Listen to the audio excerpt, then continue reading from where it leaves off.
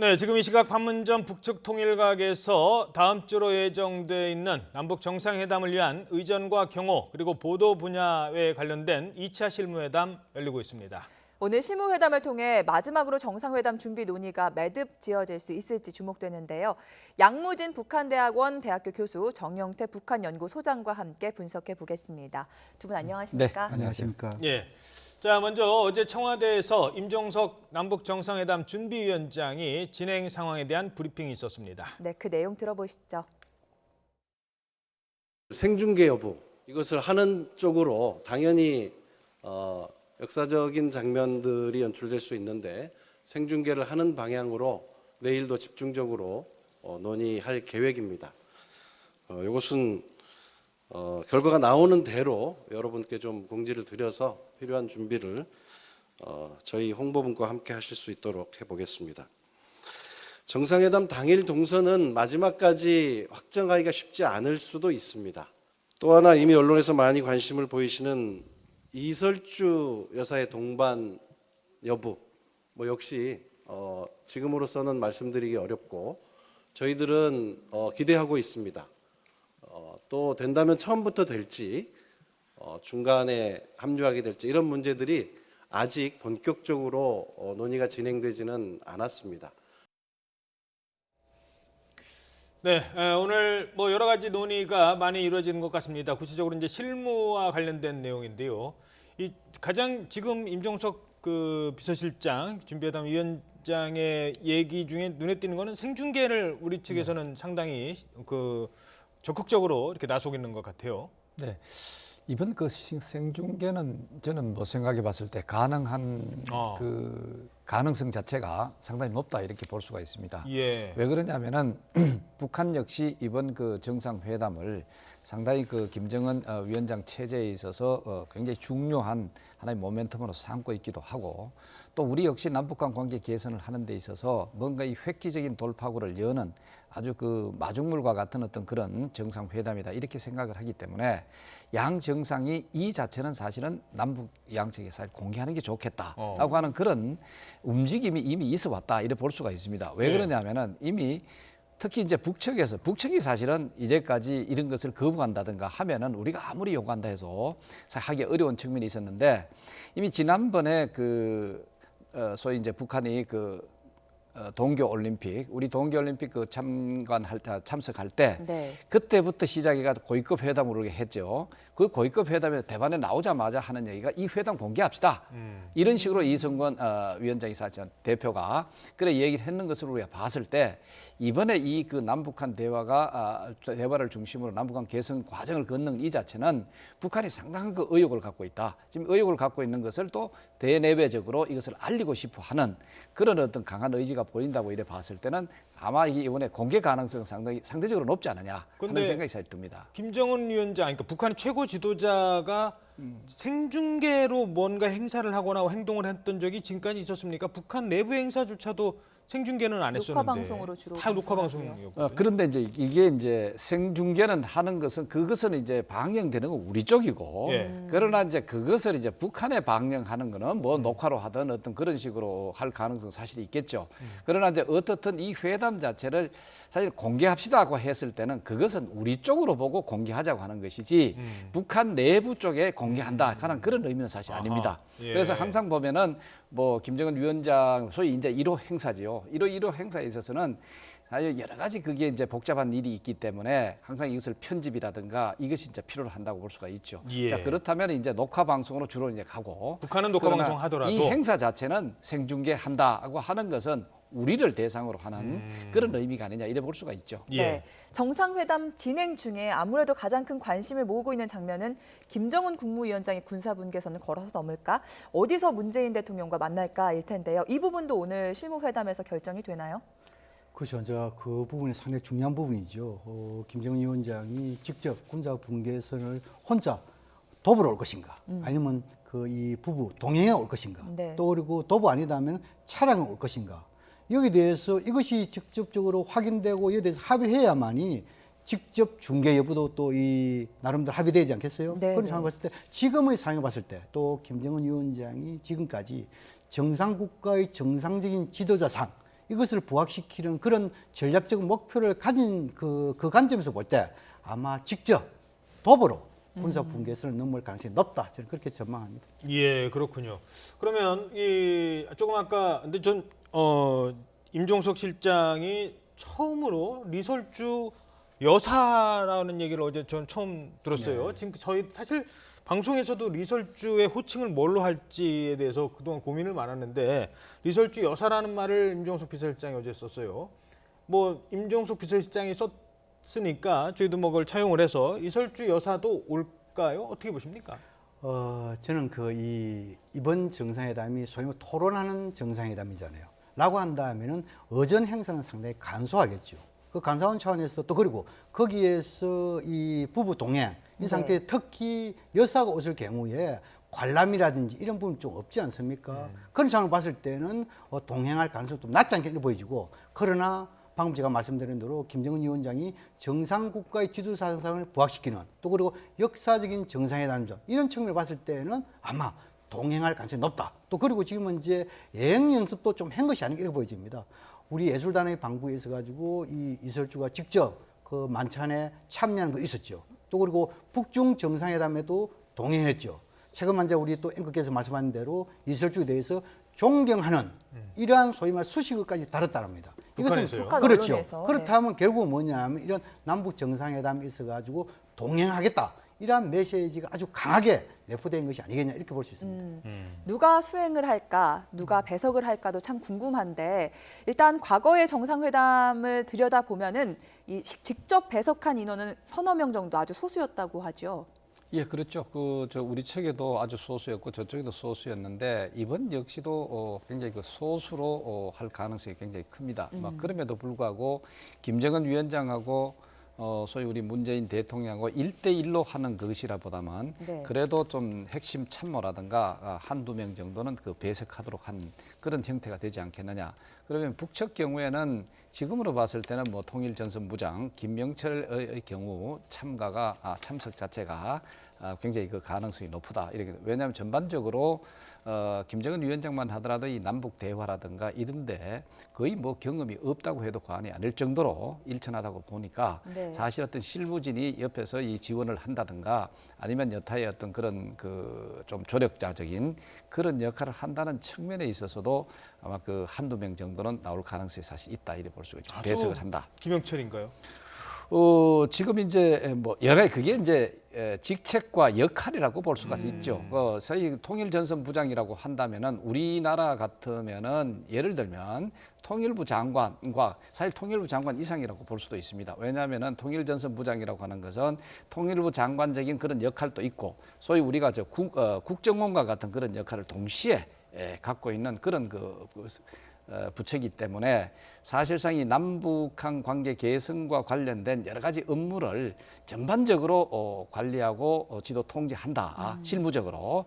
그런 인물이 사실 이제 김명철이기 때문에 저는 우선적으로 김명철을 세웠다. 뭐 이 외에도 뭐 한두 명 정도 실무진이 더 배석을 할 가능성은 뭐 여전히 남아 있다 이렇게 볼 수가 있죠. 여동생 김여정 부부장 같은 경우에 최근 광폭 행보 외교적으로 보이고 있는데 이번에 배석할 가능성도 있습니까? 뭐 그 측면도 사실 있습니다. 왜냐하면은 김여정 경우는 여러 가지 이제 소위 프로토콜이라든가 김정은 위원장의 어떤 나름대로의 여러 가지 또 이게 대내외적인 선전선동이라든가 이런 네. 차원에 있어서 상당히 많이 실무적으로 돌보고 있기 때문에 이러한 회의를 하는 데 있어서도 그것도 또 실무적으로 뒷받침하는 그런 또 실무가 될 수가 있겠습니다. 그래서 뭐 그렇다면은 지금 만약에 참석을 하게 된다면은 김영철 정도 우리 이제 이쪽에 남측에 넘어왔을 때와 마찬가지로 김여정 경우 이것도 이제 참여할 가능성 뭐 이런 것도 우리가 점쳐볼 수는 있죠. 예, 교수님 어떻게 보십니까? 배석자 문제.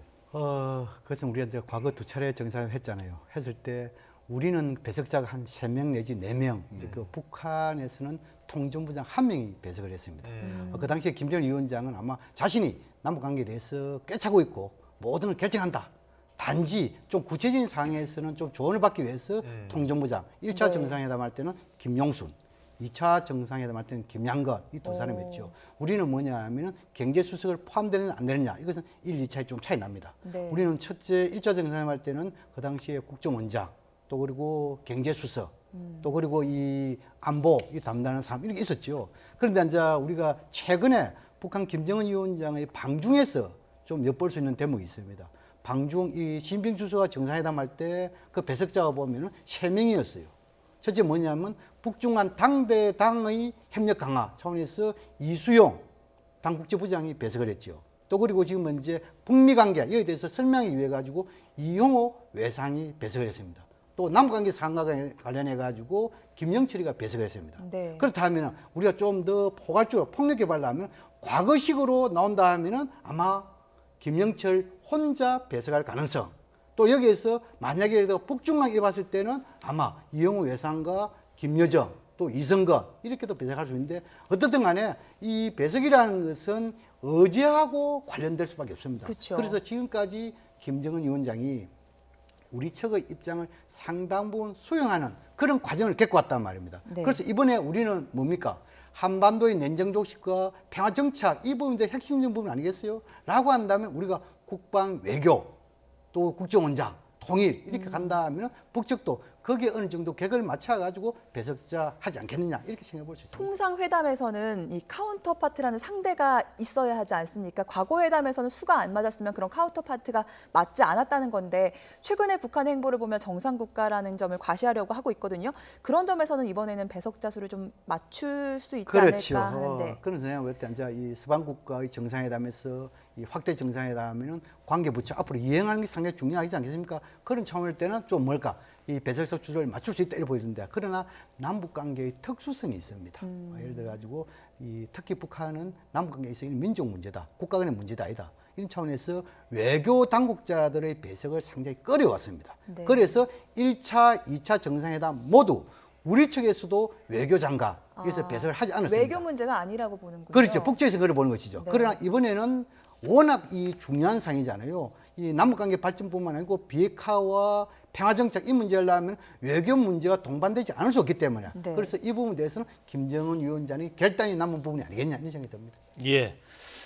자, 남북 정상 간의 그 또 한 가지 중요한 게 핫라인 문제입니다. 그 핫라인은 지금 뭐 20일쯤 완료가 된다고 하니까 완료를 하면은 통화를 한번 만나기 전에라도 할 수 있는 것 아니겠습니까? 이 부분은 어떻게 전망하십니까? 또 한라인 자체는 뭐 그만큼 중요하고 그 중에서도 또 정상 간의 한라인 자체는 상당히 뭐 우리가 아무리 광대해도 지나치지 않다는 정도 되고 그다음에 이번에 이제 그 한라인이 만약에 개통이 된다면은 그래도 한번 테스트 차원에서 양 정상이 아주 짧은 대화를 할 가능성도 저는 있다고 봅니다. 왜냐하면은 북측에서는 항상 이번 그 정상회담을 굉장히 그 김정은 위원장 자체의 어떤 정권 자체에 굉장히 그 치적으로 지금 부각을 하고 싶어하는 그런 측면도 사실이 있고 이것을 특히 우리 대남 차원에 있어서나 대외적인 차원에 있어서 굉장히 부각을 싶어하는 그런 측면이 있기도 하니까 사실은 뭐 사전에 이런 그 테스트 차원에서 간단한 어떤 그 대화 이런 것으로 해서 또 세계적으로 이게 타전이 될 수 있도록 한다든가 예. 그렇게 함으로써 정상회담 자체의 흥행을 어떤 의미에서 좀 더 높이고자 하는 그런 측면도 있겠다 하는 생각이 듭니다. 예, 네. 알겠습니다. 자, 청와대는 지금 이번 회담의 의제 뭐 여러 가지 나오고 있습니다만 상당히 공을 들이는 모습입니다. 완전한 비핵화와 획기적인 북미 관계 개선을 도모하는 출발점이 될 것이라고 말했는데요. 어제 있었던 임종석 준비위원장의 설명 계속해서 들어보시죠. 남북 간의 대화를 하는데 일의 공을 들였다면 사실 한미 간에 소통을 하고 함께 협력하면서 준비하는데 적어도 3 이상의 공을 들였다. 이것이 그동안 저희가 풀지 못했던 근본적인 문제들을 푸는 열쇠가 될 수 있기를 기대하고 있습니다. 북한의 비핵화 의지를 조금 더 분명하게 확인하는 이것은 지난번 우리가 특사단이 갔을 때 확인했다 하더라도 그 차원과 정상 간에 만나서 직접 확인하고 그것을 이렇게 명문화하는 것은 성격이 전혀 다르다고 생각합니다. 어제 임종석 준비위원장이 이제 준비 상황을 설명하면서 정상회담 전에 서훈 국정원장이랑 정의용 국가안보실장을 파견할 수도 있다라는 얘기를 했거든요. 이건 실무회담에서 안 되면 대북 특사 최고위 라인이라도 가동해서 꼭 관철시키겠다 뭐 이런 의미로 저희가 해석을 하면 괜찮을까요? 그 말씀드리기 전에 임종석 그 정상회담 추진위원장이 아주 네. 좋은 말을 했는데 남북 관계 지금까지 공이 1이라면은 한미 간의 공은 3이다. 이것은 그 이 외형상으로는 한미 동맹의 든든함 이것을 보여주는 측면이 있지만 또 다른 한편으로는 이번에 어제 있어가지고 비핵화와 남북 관계 발전 두 개의 선상에 봤을 때 남북 관계보다도 그만큼 비핵화 중요하다. 다시 말해서 남북 관계가 발전하려면 비핵화가 되지 않은 상태가 어렵다. 그것을 반증하는 거거든요. 그런 측면에서 아마 이번에 한미 간의 충분한 조율 선상에서 네. 남북 정상회담에서 비핵화에 대한 큰 원칙과 방향 합의하면은 북미 정상회담에서 이를 재확인하는 그런 차원에서 대통령이 뭡니까? 이 남북 정상회담은 북미 정상회담에 관한 길라잡이다. 막 그런 차원에서 상당히 중요한 말씀을 했다는 생각이 들고, 그다음 지금 이제 정상회담 이전에 네. 지금 이제 서훈 특사라도 국정원장, 파견할 수 서훈 있다는 국정원장 입장이잖아요. 또는 정의용 실장 네. 아니면 두 사람 다 모두 방북 특사를 갈 수 있느냐? 저는 갈 수 있다고 생각합니다. 왜냐하면 지금까지 과거 두 차례 이렇게 남북 정상회담의 경험을 보면은 이 북측에서 합의 문구이라든 이런 부분에 대해서 특히 어제에 대해서 직접적으로 이야기를 잘 안 합니다. 그렇기 예. 때문에 그러나 이번에는 과거 두 차례 정상회담하고 상당히 다릅니다. 왜냐하면 이번에는 당일 회담이다 말입니다. 그렇죠. 과거에 정상회담은 2박 3일 하면은 좀 뭐랄까 어제라든지 기타 잘 안 풀릴 때는 밤샘 하면서 실무자 만나가지고 언제든지 조율할 수 있는 시간적 여유가 있었는데 이번은 당일 회담이기 때문에 그 그 전에 다 해야 여유가 되는 없단 거군요. 말입니다. 그래서 충분하게 아마 하기 위해서 또 이런 정상회담을 성공적으로 이끌기 위해서 서훈 국정원장, 정의용 실장 아니면 둘 다 다시 특사로서 방북할 가능성이 있다. 저는 그렇게 전망합니다. 예, 박사님은 어떻게 해석하시겠습니까? 지금 말한 것처럼 남북의 협력을 1이라고 한다면 한미 간의 협력을 3으로 했다. 그러니까 우리 정부 입장에서는 미국을 설득하고 미국에게 설명하는데 더 많은 공을 들였다. 이렇게 해석을 해야 되는 건가요? 어떻게 보시는 겁니까? 그것이라기보다는 지금 이번 그 남북한 정상회담 그리고 또 미북 정상회담 가장 핵심적인 것은 북한의 비핵화 문제입니다. 사실은 이 북한의 비핵화 문제가 풀리지 않는다면은 남북한 간의 정상이 아무리 좋은 어떤 그런 그 관계 개선과 관련된 결정을 내렸다 손 치더라도 이것이 사실 앞으로 나가기 어렵지 않느냐 하는 이 전제에서 출발을 해가지고 어떻게 하더라도 이번에 그 북한의 어떤 그 비핵화라고 하는 어떤 진정성 있는 어떤 과정이라든가 아니면 진정성 있는 어떤 그런 그 의지를 이끌어내기 위해서도 우선적으로 한미 간의 어떤 그런 조율 이게 가장 우선적으로 이제 필요하다 이렇게 본다면은 사실은 우리가 지금 남북이 그 왔다 갔다 하면서 이게 의견 조율을 보다면 사실 한미 간의 조율이 더 큰 것이라고 볼 수가 있죠. 자 그러면은 비핵화라고 하는 건 단순히 뭐 북한의 핵을 포기하라 하는 그 수준이 아니라 포기하면 포기 대가가 있습니다. 저는 그 북한에 대해서 뭐 체제 안전 보장이라든가 아니면 군사적 위협을 최소화시키는 어떤 그런 그것이라든가 이런 것을 역시 우리 남북한의 군사적 문제로 걸린다고 볼 수가 있게 되겠죠. 자 그렇다면은 미국 역시도 우리하고 협력하는 사실 그렇게 필요하다 이래 봅니다. 자 그렇다면은 상당한 많은 부분이 시간과 또 중요성이 역시 그 한미 간의 그 협력이 우선 가 있다 이런 표현이 아닐까 이렇게 볼 수가 있죠. 예. 자 이렇게 본다면은 전반적으로 이번 정상회담에 있어서 우리가 우려했던 것과는 달리 이 북한의 비핵화라고 하는 그 목표 달성 자체가 상당히 그 가시권에 와 있지 않느냐. 자 가시권에 와 있다고 한다는 것은 북한의 요구를 미국이 상당한 정도로 지금 수용하고 있는 측면이 강하다. 뭐 이런 정도로 지금 아직까지 뭐 그것이 무엇일까 우리가 그 얘기하기 이전에 뭔가 그런 조치도 있지 않겠느냐 하는 추정도 한번 해볼 수가 있습니다. 그러니까 크게 봐서 이제 비핵화 평화 정착 그렇죠. 이 부분인데요. 비핵화 관련해서는 우리 남북 간에 해결할 수 있는 문제도 있지만 북미 간에 만나서 해결을 하는 게 훨씬 더 이게 명확하게 종결을 지을 수 있는 뭐 이런 약속을 할 수 있는 부분이 좀 있을 겁니다. 우리가 북한과 비핵화를 뭐 선언한다든가 한반도의 비핵화를 뭐 하겠다라고 해서 될 수 있는 사안이 아니니까요. 그러면 우리가 남북 간의 정상이 만나서 해결할 수 있는 게 무엇인가? 그러면 아무래도 이제 평화 정착 관련된 부분이 더 클 텐데요. 이제 이 부분에 대해서 얘기를 나눠보도록 하겠습니다.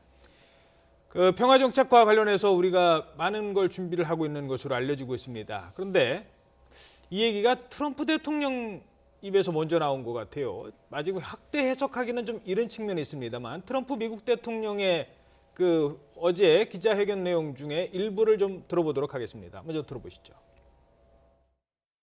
They do have my blessing to discuss the end to the war. People don't realize the Korean War has not ended. It's going on right now, and they are discussing an end to the war. That'll be taking place probably in early June or a little before that, assuming things go well. It's possible things won't go well and we won't have the meetings. 예. 자, 좀 앞부분만 다시 한번 제가 설명을 드리죠. 남북한이 종전 문제를 논의하고 있고 이를 축복한다. 앞서는 뭐 지지한다고 했는데 뭐 같은 의미로 봐서요. 남북한이 종전 문제를 논의하고 있다? 이런 얘기 들어본 적 있으세요? 우리가 개념을 정확하게 봐야 됩니다. 네. 종전 문제를 논의하는 거하고 네. 종전 선언 문제를 논의하는 건 다른 겁니다. 예. 이미 2007년 14 남북 정상선언 사항에 나와 있습니다. 노무현 정부 때잖아요. 그렇죠. 네.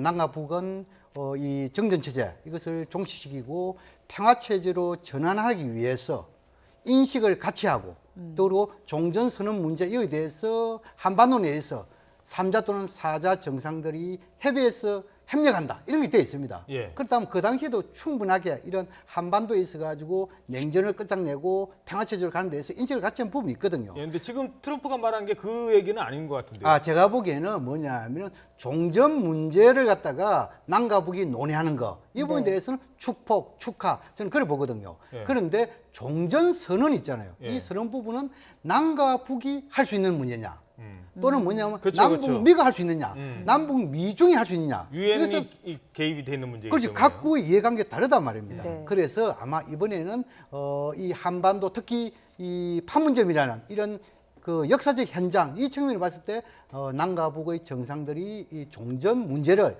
논의하는데 아마 미국에서는 특히 지지를 하고 있는 강력 지지하는 이런 메시지가 아니겠냐 저는 그렇게 분석합니다. 네. 예, 어떻게 분석하십니까? 저 트럼프의 발언을? 글쎄요, 지금 뭐 우리가 그 분명한 그 컨텐츠 자체가 아직까지 알려지고 있지 않은 상황에서 뭐 추정에 불과한 것을 얘기를 드릴 수밖에 없는데, 지금 우리 이제 문재인 대통령, 소위 문재인 정부에서 이번에 남북 정상회담 3가지를 그 주 목표로 삼고 있다고 얘기했죠. 뭐 비서실장께서도 얘기를 했는데, 그게 바로 이제 비핵화 문제, 2번째 한반도 평화정착 문제, 그다음에 3번째 남북한 관계 개선 문제죠.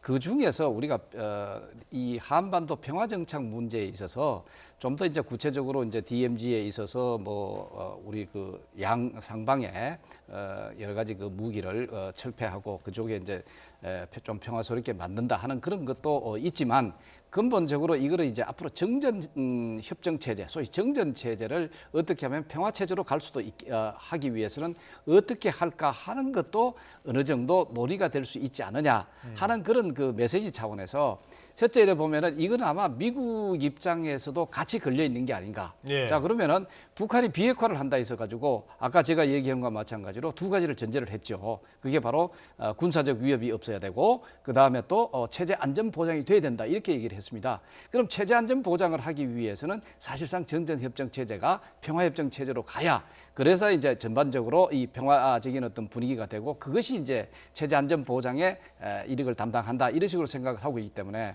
그러면은 미북 간에 지금 실무적인 어떤 그런 그 협상을 했을 가능성이 사실 있죠. 네. 그러면 상당한 정도로 미국은 이걸 수용하지 않는다면은 앞으로 비핵화하는 데도 상당히 어렵지 않겠느냐 하니까 사실 마침 이제 우리 그 남북한 정상 그 준비를 하는 회담 준비하는 과정에서 이 평화정착 문제를 논의를 하고 있고 또 여기에 대해서 좀 더 구체적으로 미국에 설명했을 가능성도 사실 있겠죠. 그렇다면 맞아 들어가는 측면에서 지금 자막에도 나왔습니다만 네. 트럼프가 천기누설한 거 아니냐 이런 지금 얘기들이 나오고. 근데 아직까지 청기 누설까지는 몰라도 축복한다. 했다고 하는 자체는 종전 문제에 대해서 굉장히 환영하는 그런 모습을 보였다고 한다면 과연 종전 문제를 우리가 직접 뭘 하고 있을까 하는 뭔가 이 뉘앙스를 전달한 측면은 있기는 하나 그러나 이것 가지고 아직까지는 예. 구체적인 어떤 그것을 네. 우리가 그 말하기는 어렵지 않느냐. 이 트럼프 대통령이 미리 이렇게 터뜨리니까 청와대도 오늘 비슷한 입장을 밝혔습니다. 이 정전협정 체제를 평화협정 체제로 바꾸는 방안을 검토하고 있다라고 밝혔는데 현재 한반도는 1953년에 정전협정을 맺은 상태인데 이 정전협정, 종전협정, 평화협정이 먼저 어떻게 다른지부터 좀 설명을 해주시죠. 그 말씀드릴게요. 우리가 그 이 개념이 있어가지고 명확하게 제가 말씀드리겠습니다. 전쟁을 끝장내는 방법은 세 가지입니다. 어떤 방법이죠? 전쟁을 끝장내는 방법 있잖아요. 예. 첫째 뭐냐면 종전선언, 전쟁을 끝장내는 선언이죠. 이것이 하나의 방법이고 두 번째는 평화협정 체결, 이게 방법입니다. 예. 마지막 세 번째는 뭐냐면 수교, 관교 정상화입니다. 예. 근데 이것은 국제적으로 규범적으로 법규로 나온 것은 아닙니다. 아하. 경험적 사례도 이 세 가지 보여주고 그렇게 세 가지 방식으로 전쟁을 종료를 했다. 그렇죠. 그런데 이 세 가지가 하나만 가지고도 끝장낼 수 있고 두 개 또는 세 개가 맞물려 가면서 끝장낼 수도 있어요. 예. 그렇게 이해를 해야 되고 예. 그다음 지금은 이제 평화협정 이 부분에 대해서는 네. 평화체제와 평화협정. 이 평화협정이란 뭐냐면은 한반도의 항구적인 평화를 지속하거나 평화를 가기 위한 법적 제도적인 틀입니다. 종전협정보다 더 나아간 개념인가요? 그렇죠. 네. 평화협정이라는 것이 일종의 뭡니까? 규범 아니겠어요? 이건 제도화시키는 거단 말입니다. 그럼 이 평화협정에서 가장 중요한 것은 뭐냐면 평화협정의 서명 당사자가 누가 돼야 되고 그에 대한 내용물을 누가 채야 되고 또 그리고 그에 대해서 평화를 관리하는 기구를 어떻게 해야 되냐 아주 복잡한 문제입니다. 그래서 지금은 이제 아마 임종석 청와대 뭐 이야기를 이런 데서 이건 뭐냐면 지금까지 종전선언도 필요하지만도 더 나아가서 평화협정, 법적 제도적인 담보까지 하면은 좀 더 확고하게 평화를 가지 않겠느냐. 좀 그런 측면에서는 강조했다 보거든요. 그런데 이 문제는 쉬운 문제는 아니다. 왜 그러냐면 한국 입장에서는 이렇습니다. 요 간단히 말씀드릴게요. 평화협정과 관련해 가지고 우리 입장에서는 남과 북이 평화협정을 체결하고 네. 미국과 중국이 보정을 하고 그다음에 일본과 러시아가 지지를 하면서 최후 마지막에 유엔이 추인을 하는 이것을 우리가 선호한단 말입니다. 이것을 2+2+2+2 유엔 이렇게 이야기하고 있어요. 그런데 여기에서 과연 북한이 얼마나 호응이 올지 그것은 북한의 결단에 달려있다 이렇게 볼 수 있습니다. 예. 지금 이제 이 정전협정하고 평화협정인데 이제 정전협정에서 평화협정으로 가야 된다 하는 것이 이제 앞으로 남아 있는 그 수순이라고 볼 수가 있는데 북한이 얘기하는 협정을 평화협정으로 바꿔야 된다 하는 것은 남북 평화협정이 아닙니다. 이것은 어디까지나 미북 평화협정이 체결돼야 된다. 이걸 우리가 잘 구별을 해야 됩니다. 그 휴전협정 자체가 유엔군이랑 맺은 그렇죠. 거잖아요. 그러니까 직접적으로 이제 정전 차원에서는 아직까지 남북한 관계 이 적대적 관계입니다. 아직까지 전쟁을 사실 멈췄을 뿐이지 이 적대적 관계가 해소된 게 아니죠. 그러면 이제 이 적대적 관계가 해소되게 하려면은 평화협정으로 넘어가야 되는 겁니다. 해야 되는데 이제 미국이 이 정전협정 이것을 중심으로 해가지고 유엔군 모자를 쓰고 있고 그다음에 또 한미 동맹 차원에서 소위 한미 동맹이라고 하는 것은 북한이 아직까지 사실은 적으로 상정이 돼 있고 그것을 이제 방어하기 위한 동맹 체제가 이루어진 것이라고 볼 수가 있죠. 예. 자 그렇다면은 북한은 이게 바로 미북 간의 이 정전협정 체제에서 사실 그 평화협정으로 넘어가야 된다 한다는 것은 바로 이제 그 북한을 적대적으로 하고 있는 미국이 하는 것을 이제 포기를 하고 이제 평화적인 어떤 관계로 만들어야 된다. 그게 이제 주장하고 있는 것이거든요. 그래서 이제 우리 정부가 지금 얘기하고 있는 만약에 지금 정전협정에서 그다음에 체제에서 평화협정으로 간다. 아마 남북한 평화협정 그런 그 가능성이 굉장히 지금으로서는 큰 것 같고 사실은 미국이 지금 얘기하고 있는 것은 미북 간의 평화협정까지도 얘기할 가능성이 이게 또 발전될 가능성이 있지 않느냐 하는 것이 북한 비핵화의 굉장히 그게 바로 핵심 고리라고 볼 수가 있죠. 자 이렇다면은 앞으로 이제 좀 더 그 정상회담 이제 남북 정상회담을 통해서 그다음에 또 미북 정상회담 가면서 또 하는데 이게 바로 이제 서서히 이 베일을 벗어가면서 뭔가 이제 미북 평화협정 체제까지 갈 수 있을 것인가 하는 것도 우리가 한번 그 관심을 기울여 볼 필요가 있습니다. 예, 네. 알겠습니다. 오늘 또 아침에 외신 보도가 나온 게 폼페이오 미 국무장관 지명자가 3월 말 4월 초에 북한에 직접 갔답니다. 트럼프 미국 대통령의 특사로 방문을 해서 김정은 국무위원장과 만났다는데 이 폼페이오 내정자 하면은 트럼프 대통령 매우 신뢰하는 그런 또 측근으로 알려져 있는데 특사로 가서 북한의 최고 지도자와 만났다면 어떤 이야기를 나눴을까요?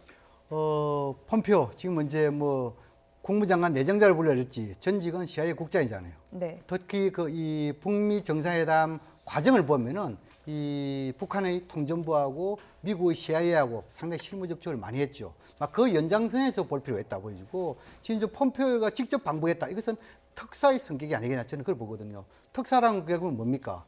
이 트럼프 대통령의 뜻을 전달하고 또 그리고 이 김정은 위원장의 뜻을 직접 경청하는 다시 말해서 특사를 매개로 한 양측 최고 지도자의 간접적인 의사소통이 이래 봐야 되겠죠. 그렇다면 그 의사소통에서 가장 핵심적인 문제가 뭐냐라고 한다면 아마 정상회담의 장소. 북미 정상회담. 그렇죠. 네. 그다음 이제 이 북미 정상회담이 있어가지고 어제 뭐 이런 거 아니겠어요? 그런 생각 봤을 때 아마 이런 차원에서 지금까지 밖에서 많이 나온 이야기가 뭐 정상회담 장소가 뭐 이 평양이니 제3국 여러 개 이야기가 있고 그쵸. 또 어제도 뭐 북한에서 과연 비핵화를 할 것인가 이런 이야기가 많이 있지 않습니까? 이러한 부분에 대해서 김정은 위원장의 직접 입장을 듣겠다. 그걸 통해 가지고 성과 있는 성공적인 정상회담 개최 이걸 위해서 아마 폼페이오 국장이 3월 말 또는 4월 초에 방북한 것이 아니겠냐 저는 그렇게 분석합니다. 예.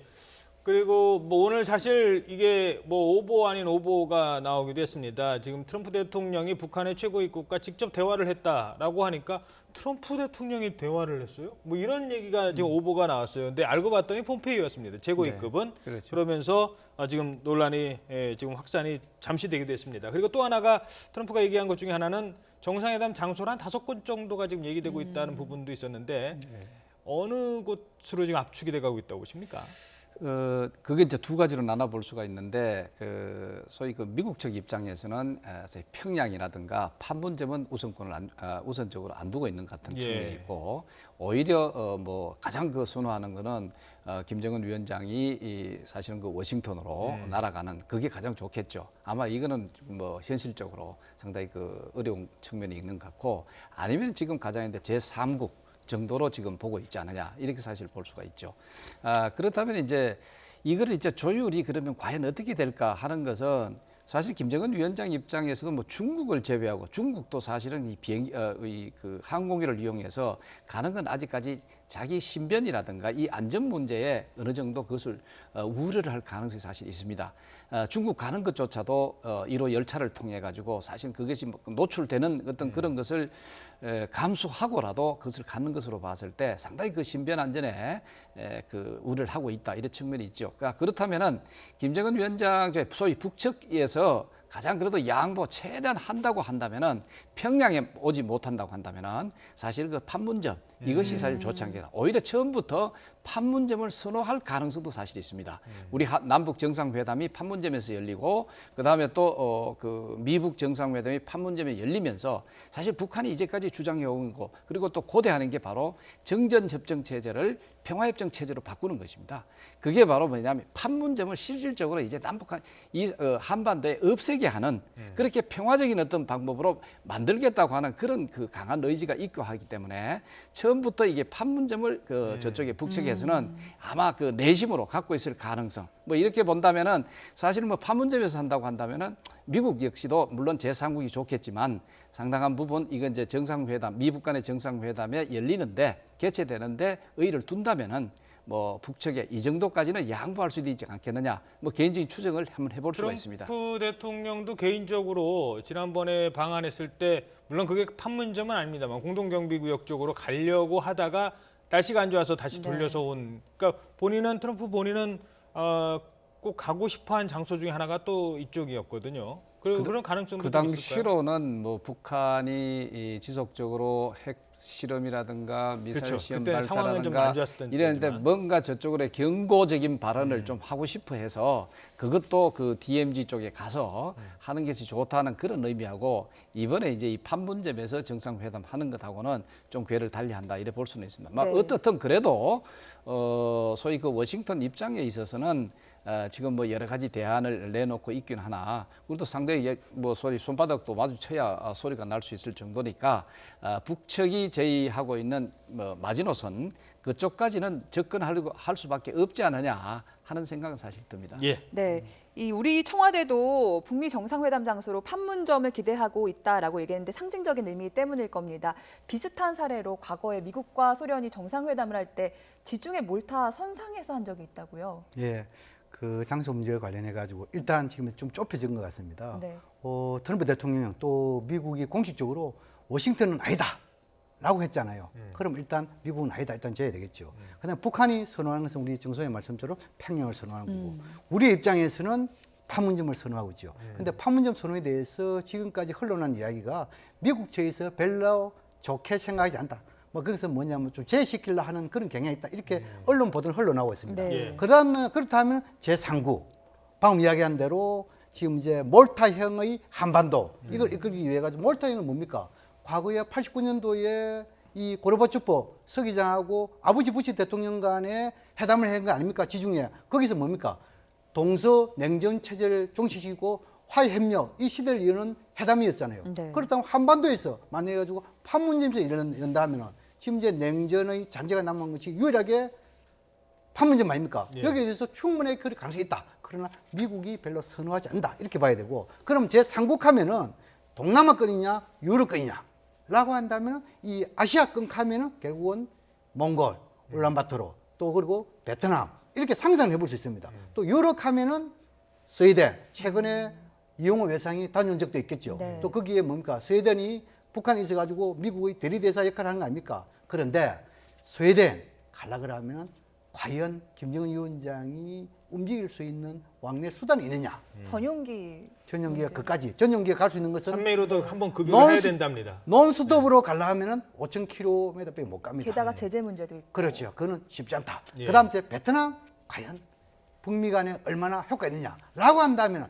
제가 보기에 지금까지 본다면 트럼프 대통령이 비핵화에 대한 확고한 김정은 위원장이 담보가 있다면 적진인 평양으로 날아갈 가능성이 높다.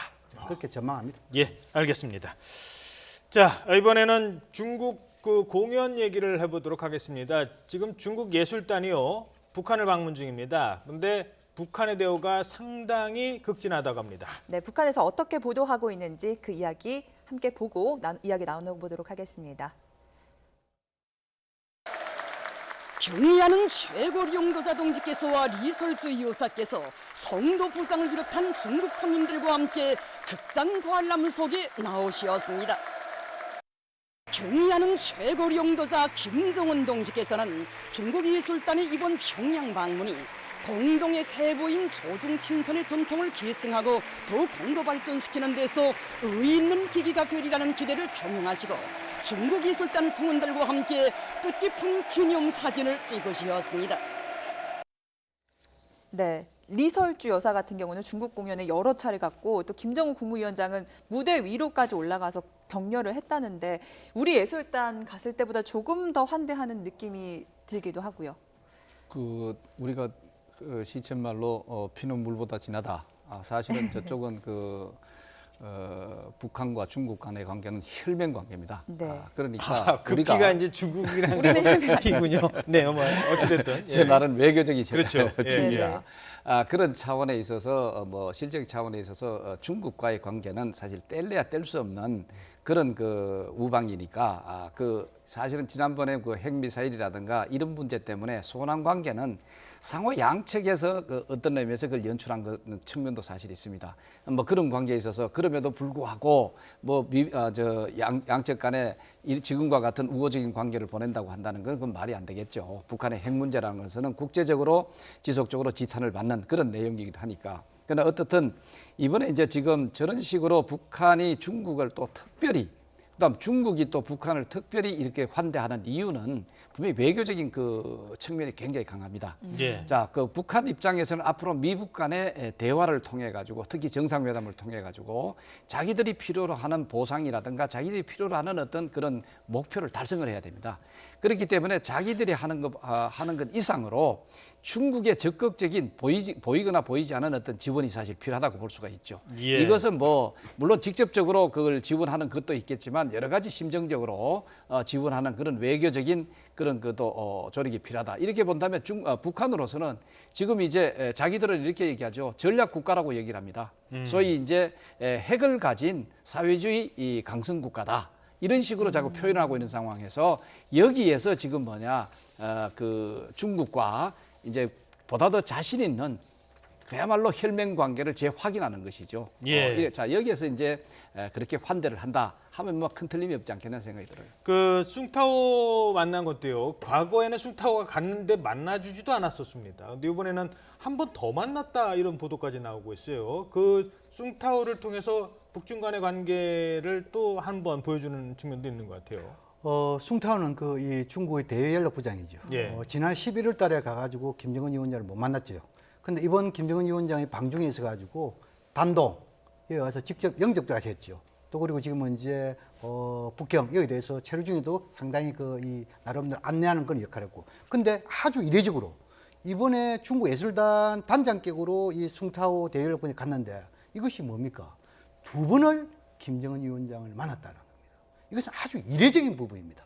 그럼 그만큼 북중 간에 해결해야 될 사항이 많다 이렇게 보여지고 좀 더 결과론적으로 우리가 추정해 보면은 아마 북한이 이 중국 입장에서는 이런 종전선언 문제, 평화협정 문제 이런 부분에 대해서 중국이 직접적으로 참여하겠다. 이것을 강력하게 이것은 일종의 영향력을 유지하겠다 보이죠. 더 나아가서 육자회담, 비핵화에 있어가지고 육자회담 재개에 있어가지고 의장국으로서 강력하게 이러한 강조점 이러한 부분에 대해서 숭타오의 하나의 그 메시지가 담겨있다 보여지고 진짜 북한 입장에서는 이 북미 남북 간의 북미 간의 정상회담 이후에 어느 정도 평화 실현된다면 가장 핵심적인 부분이 중국으로부터 경제 협력 아니겠습니까? 그렇다면 실리겠죠.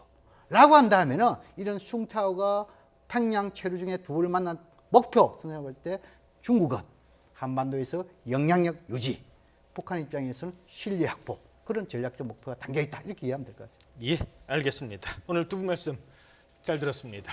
네, 양무진 북한대학원 대학교 교수 정영태 북한연구소장이었습니다. 감사합니다. 고맙습니다.